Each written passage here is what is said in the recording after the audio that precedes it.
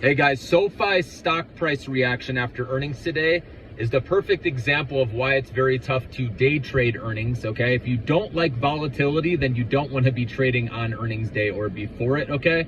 Because it's kind of like gambling. You have to be extremely disciplined and sell immediately, sometimes within a minute, right? When you get that rip, and get out and delete that stock ticker and move on to the next one, okay?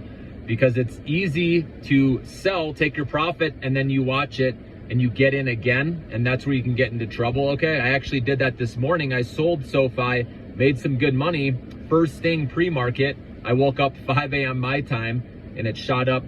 It went down to about $7.70. First thing, I bought more at that time, and then it shot up to $8.40. I sold around $8.25, $8.30, right in there, okay? And then when it came falling back down, I bought back in, which I still believe this is going to be a good hold, you know, as a short-term swing trade or long-term especially, okay?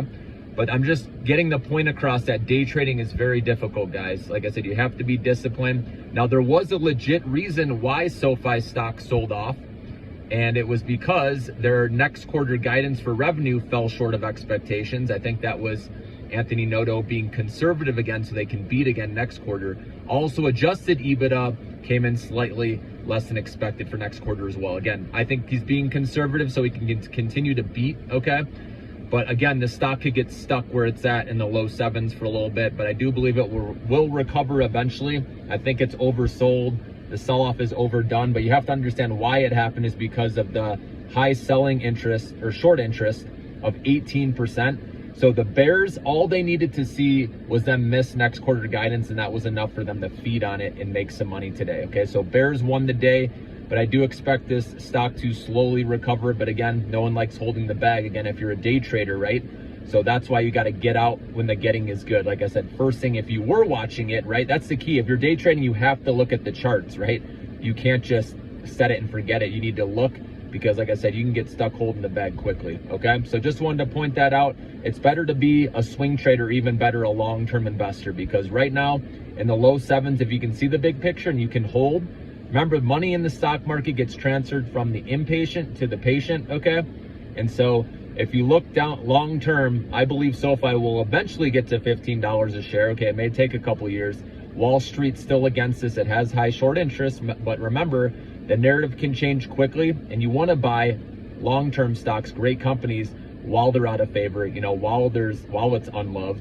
And SOFI continues to grow. They continue to beat, like I said, besides those two misses, right? Full year revenue guidance beat expectations. GAAP profitability beat expectations. It was second consecutive quarter of GAAP profitability. User growth up, right? Deposit growth up. There was a lot to like with this earnings. So like I said, don't let this dip today throw you off from your long-term account holding SOFI, okay?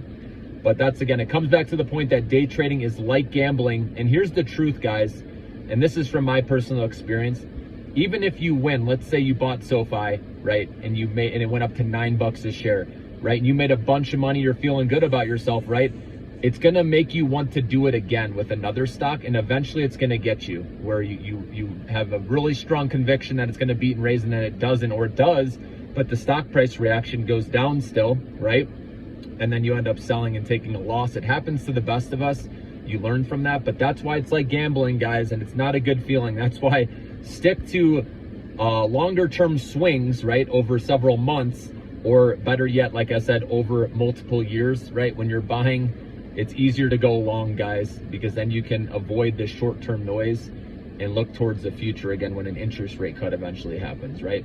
But I know it's easier said than done, but I just wanted to give you some words of advice from my personal experience, okay? Have a good one.